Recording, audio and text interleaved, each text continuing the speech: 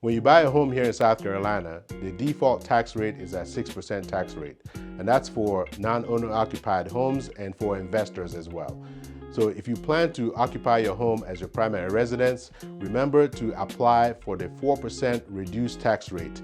The difference between the 4% reduced tax rate for the primary homeowners and for the 6% non-owner occupied homes is about 3 times more than what it would be at the 4%. So remember to do this. And to do it, you need to change your driver's license and your car registration to your new address so that you can prove to the county that you actually live in that home as your primary residence. And then they will reduce that rate or keep it at the 4% rate for you.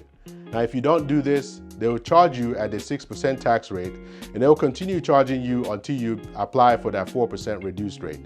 And whenever you apply, they would reimburse you for up to 2 years of the overpayment.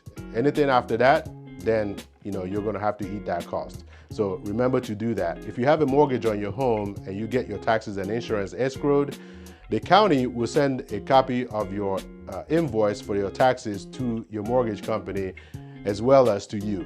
And when the mortgage company gets it, they will most likely pay that invoice, but then now you're going to have a shortage in your escrow account. So they have to increase your mortgage payment to compensate for the difference in what they paid and what they collected in your escrow account, and then to anticipate for next year's taxes as well. So your mortgage payment will go up.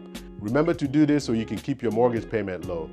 If for some reason you get a notice that your mortgage payment has increased, most likely is because you have not filed for your 4% tax rate.